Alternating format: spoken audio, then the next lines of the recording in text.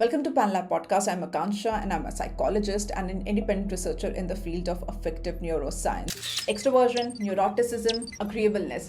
Fourth trait है हमारा कॉन्सियंशियसनेस. Now कॉन्सियंशियसनेस दो एस्पेक्ट में डिवाइड होता है, इंडस्ट्रियसनेस एंड ऑर्डरलीनेस. इंडस्ट्रियसनेस का मतलब है द पीपल जो लाइफ को बहुत ही ड्यूटी के मैनर में देखते हैं, तो उनका जो ओरिएंटेशन और प्राइमरी एनवायरनमेंट है इस दुनिया का, या किस तरह से वो वर्ल्ड को अप्रोच कर रहे हैं, it's too much in the form of क्या ड्यूटीज है उनकी, क्या रिस्पॉन्सिबिलिटीज हैं, and they want to discharge their responsibilities at every cost. And being orderly comes with it, and orderly people are the ones. अगर आप बहुत ज़्यादा duty bounded हैं तो आप हर चीज़ को बहुत ऑर्डर में भी फॉर्म करेंगे, आप हर चीज़ को एक प्रॉपरली ऑर्गेनाइज करके रखेंगे, because in your mind it's like कि हर चीज़ की एक जगह है, एक प्लेस है, एंड उसे उसी जगह पे, उसी प्लेस पे प्रॉपरली बाउंडेड, एक नीटली बाउंड्रीज के अंदर होना चाहिए, ना कि उसके बाहर. तो उनकी जो टेबल आप देखेंगे तो वहाँ पे बहुत नीटली किताबों का स्टैक पड़ा होगा, उनका लैपटॉप क्लीनली एक जगह पड़ा होगा, उनके रूम में जो पर्दे हैं वो भी बहुत प्रॉपरली क्लोज होंगे या ओपन होंगे, उनका बेड बहुत अच्छी तरह से बना होगा, हर एक चीज़ अपनी सही जगह पे होगी. And these are the people who are very very hard working. वो खाली नहीं बैठ सकते, वो they have to be involved in some और the other productive work. Otherwise उनको सब कुछ बहुत ज़्यादा यूजलेस लगता है. यानी अगर आप उनको आधे घंटे ये बोल दो कि आपको कुछ नहीं करना, you just have to set here, they will get really really bothered by it. वो नहीं बैठ पाएंगे, वो या तो न्यूज़पेपर पढ़ने लग जाएंगे और कुछ नहीं होगा तो, या पजल सॉल्व करने लग जाएंगे, या वो अपने काम की लिस्ट बनाने लग जाएंगे. So industrious people are the ones who really really work hard, who are really oriented towards duties and responsibilities, and they are highly productive people. They're always working, kind of a workaholic की category में वो चला जाता है. जो चीज़ उन्हें सबसे ज़्यादा बॉदर करती है इस they are highly disgust sensitive. चूँकि आई एम प्रीटी श्योर कि जब आप उनके फीचर्स को एक्सप्लेन करते हो उससे समझ में आ जाता है कि you put a conscious person in a messy kitchen, एक किचन जहाँ पे गंदे बर्तन पड़े हैं, stand, gas stove completely dirty है, सब कुछ बिखरा हुआ है, खाना ऐसे ही पड़ा है, डस्टबिन का लिड खुला हुआ है. आप एक कॉन्शियस पर्सन जो कि बहुत ऑर्डरली है, जिसे हर एक चीज़ बहुत ऑर्गेनाइज्ड, बहुत क्लीन एंड बहुत नीटली प्लेस चाहिए होती है, उसको आप एक मेसी किचन में डाल दो, वो कुछ और सोच ही नहीं पाएंगे. इवन दो वो उनका प्लेस नहीं है, इवन दो शायद वो उनके लिए इंपॉर्टेंट काम भी नहीं है, they have more important work to do, but वो मेस, वो डिस्गस्ट उन्हें इतना ज़्यादा बॉदर करता है, वो बहुत हाईली डिस्गस्ट सेंसिटिव है. तो हो सकता है कि मैंने अपना हाथ टिश्यू से क्लीन करके अपने टेबल पे रखा, and a person who is very conscious, मैं बहुत कॉन्शियस, अगर मेरी पर्सनालिटी ऐसी है कि मैं हाई हूँ इन ट्रेट कॉन्शियसनेस, तो मैं उस टिश्यू को टेबल पे रखना भी टॉलरेट नहीं कर पाऊंगी. आई वुड वांट कि मैं उस टिश्यू को वहाँ से उठाऊँ, जाके डस्टबिन में डालूँ, and I clean my hand and I come back to my place again, and then I can start working again. तो this whole mindset is like that कि बहुत disgust sensitive है. किसी भी place पे जब वो जाते हैं तो उनको सबसे पहले germs या infection या क्या क्या चीज़ें गलत हैं या क्या क्या चीज़ें बहुत डिसऑर्गेनाइज्ड या अनऑर्डरली पड़ी, वो नज़र आता है.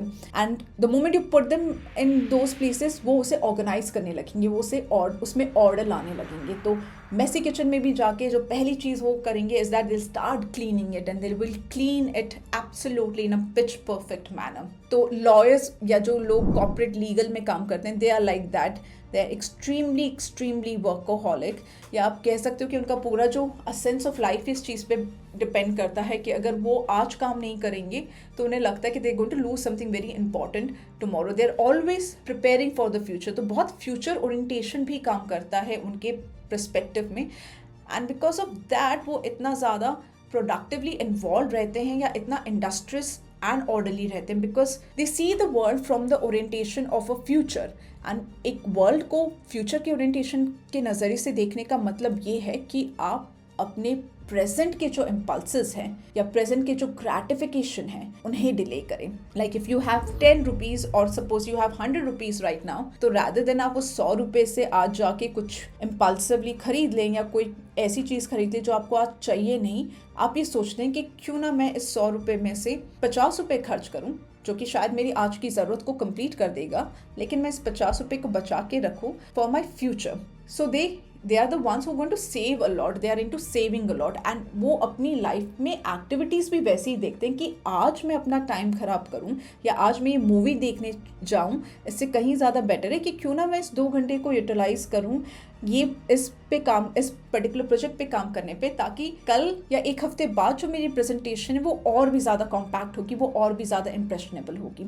सो दीज आर द पीपल, वो इतने ज़्यादा ड्यूटी बाउंड हैं, वो इतना ज़्यादा रिस्पॉन्सिबल फील करते हैं हर चीज़ में, that they are always delaying their gratification. वो अपनी ग्रेटिफिकेशन को आज कंज्यूम करने की जगह उसको डिले करके फ्यूचर के लिए सेव करते हैं। And one of the negative aspect या वन ऑफ द डिसएडवांटेज ये हो सकता है कि अपनी चीज़ों को या अपनी ग्रेटिफिकेशन को आप प्रेजेंट में डिले करके फ्यूचर के लिए सेव तब कर सकते हो अगर आप एक बहुत ही stable economic and social system का पार्ट है। कल को अगर आपका इकोनॉमिक सिस्टम कोलैप्स कर जाता है तो जो भी सेविंग्स आपने की थी दे बिकम एब्सोल्युटली यूजलेस, उसका वर्थ कम हो जाता है। तो एक अनस्टेबल इकोनॉमिक सिस्टम में या सोशल एनवायरनमेंट में आपके लिए कई बार मुश्किल हो जाता है कि टू व्हाट एक्सटेंट आप अपनी प्रेजेंट ग्रेटिफिकेशन को डिले करें या कितनी चीज़ें आप फ्यूचर के लिए सेव करके रखें, because the question will always be there कि वो future, what if that future does not even exist, what are you going to do, you just saved it for the future, you didn't enjoy the present. And ये एक problem बहुत prominently देखी जाती है जो लोग बहुत कॉन्शियस होते हैं, इज दैट उन्हें लाइफ एंजॉय करना या लाइफ में रिलैक्स होना बिना कोई काम में इन्वॉल्व हुए नहीं आता है। एंड ये आपने अपने पेरेंट्स में डेफिनेटली देखा होगा कि उनकी पूरी लाइफ एक रूटीन में बंधी होती है कि सुबह इतनी बजे उठना है, उसके बाद में ये करना है, जॉब के लिए जाना है, जॉब से वापस आके जब वो वापस अपने काम से आते हैं तो उस रास्ते में भी वो काम करते हुए आते हैं कि सब्जी घर लेके जाना है या कुछ और किराने का सामान है वो घर पे लेके जाना है। घर पे लेके आने के बाद में भी इट्स नॉट लाइक दैट कि now they just going to spend a very happy time with their family और they will enjoy their meal. नहीं, लोग फिर से उसी रूटीन में लग जाएंगे। घर आके भी वो ये देखेंगे कि कल के लिए कौन से काम बाकी हैं या कल के लिए हमें क्या और ज़रूरत है, तो आज उस चीज़ के बारे में सोचेंगे, उसकी लिस्ट बनाएंगे। They are certain people, sect of people की जो कि बहुत ही इस पूरे सिनेरियो से बाउंड है, जहाँ पे उनके लिए खाली बैठना उनको ऐसा लगता है कि वो अपनी लाइफ को ख़राब कर रहे हैं। एंड अगर वो खाली बैठे हैं तो कुछ उनसे छूट जाएगा या कुछ उनसे छिन जाएगा।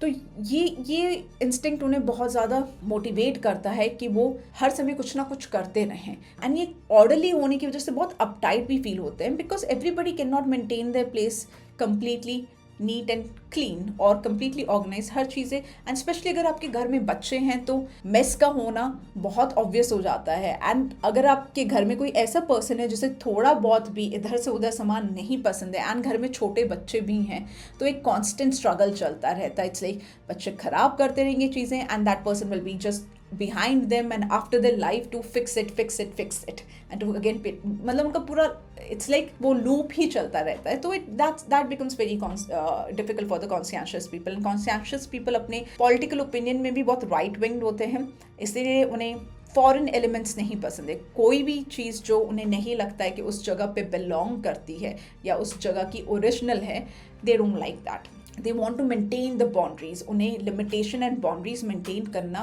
पसंद है। कॉन्शियसनेस एक बहुत अच्छा ट्रेट है आपकी एकेडमिक सक्सेस को जज करने का।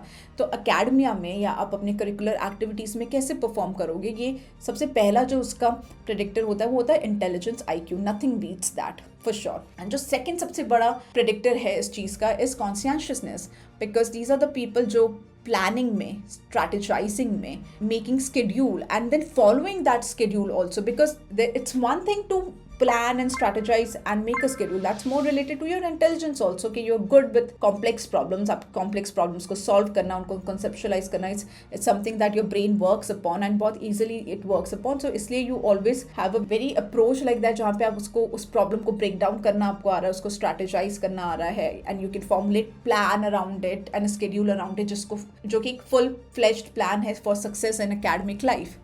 लेकिन consciousness is more about executing that plan. Conscious लोग अच्छे होते हैं कि जो चीज़ प्लान की गई है, जो स्ट्रैटेजी बनी है, उसे फॉलो कैसे करना है, उसको प्रैक्टिस में कैसे लाना, उसको एग्जीक्यूट कैसे करना है। Because again try to understand that उनका ओरिएंटेशन वर्क पे है, प्रोडक्टिविटी पे, वो ज़्यादा ओरिएंटेड काम की तरफ, रिस्पॉन्सिबिलिटी को निभाने की तरफ।